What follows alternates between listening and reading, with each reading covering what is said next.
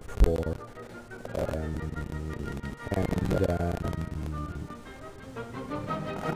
I think that the public opinion of the United States is not so different from Europe as sometimes we assume.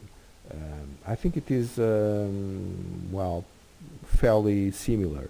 Of course, that for most of the Americans, the Middle East was something that really they did not care much about, and they certainly were understood and going to it at the same time.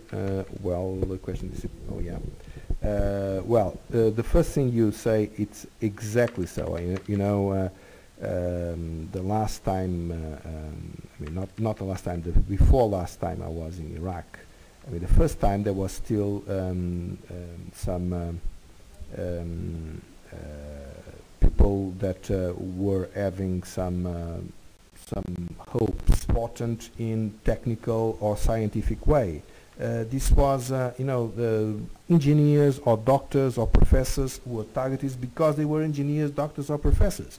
Well, to start with, when you started with the de-Baathification process, which was ridiculous because this was a totalitarian state and you could be nothing in the society if you were not in the party.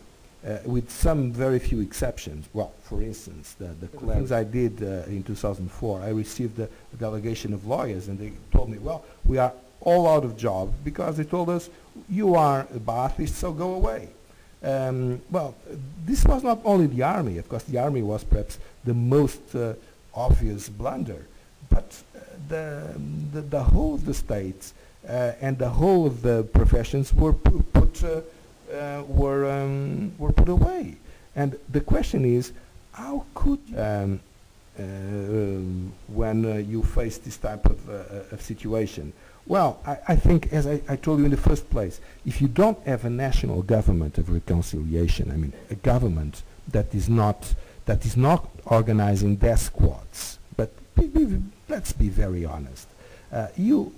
Why do you have so many murders in Iraq every day? I mean, you have the bombs, of course, Al-Qaeda, and it would be interesting to know a lot of death squads that obviously are connected with the so-called security forces. And this is the question. Why aren't we stopping them? We are not stopping them because this government doesn't want it to stop.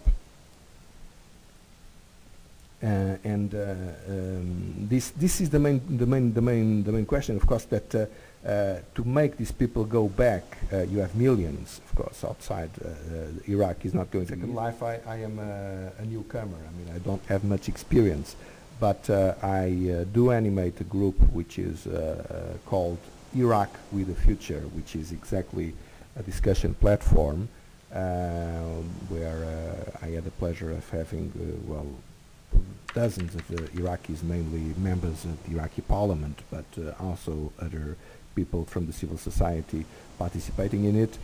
Actually, a lot of them, his parliamentary colleague, Mohammed Al-Ahwaz, was murdered on April the 12th, 2007, within the premises of the Iraqi parliament.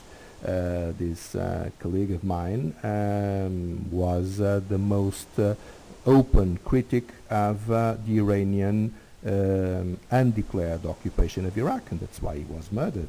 To me, it is quite obvious. But even his murder, that was actually had a lot of, of backup in the press. I mean, it was. If you would read the press, you would understand nothing of what happened, because there is really no Western press there for obvious reasons, because they have been murdering journalists more than anywhere else in the history, and they pretended that it was just a bomb that exploded, it was random and whatever. Of course not. Murder, targeted murder of a person that was the symbol of the resistance to the Iranian occupation. That's why he was murdered. Mohammed was very outspoken. He was with me in the European Parliament, and he said that as openly as nobody else was able to say, and that's why they murdered him.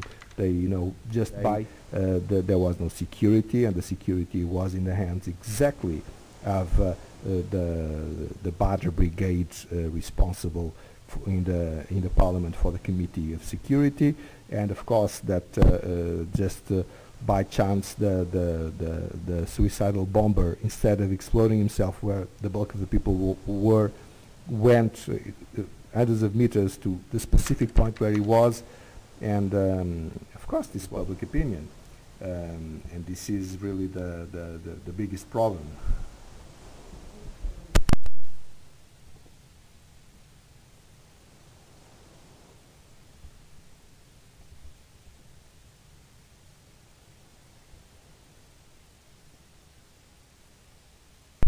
Well, this question of the long-term presence in Iraq, it is something we have to be careful with, because most of the Iraqis are of course I think a lot of them understand that the alternative now is worse than, that is, if the United States will live just like that, it is not a very good idea.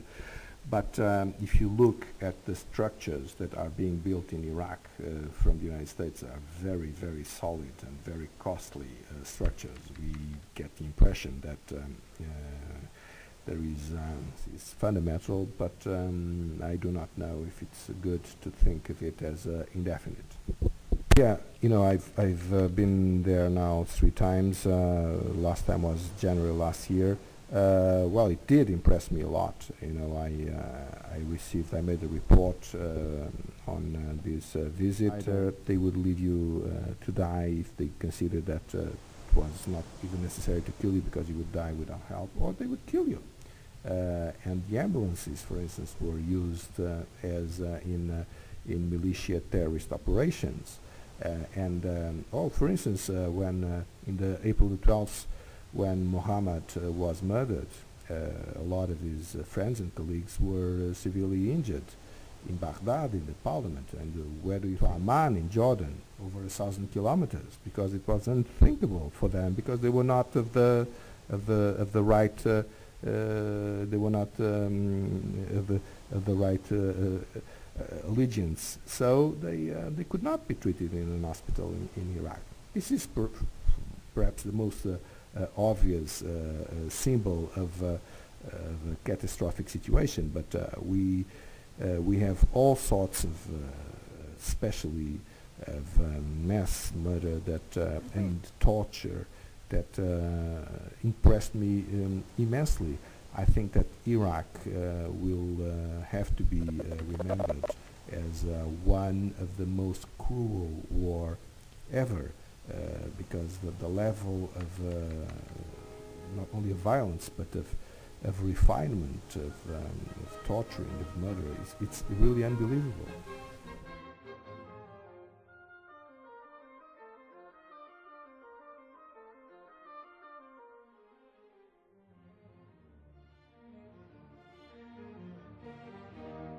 By Dr. Saleh al-Mutlaq. In one such meeting, the Iranian resistance indicated this terrorist act and is part of the international. Dr. Jabouri is also the attack against the Iraqi parliament explosion around 1 o'clock in the afternoon, chaired by Dr. Saleh al-Mutlaq.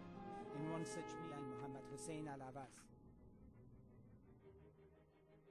brings this question in Iraq with a future. E hoje no Iraque, Ali Dabakh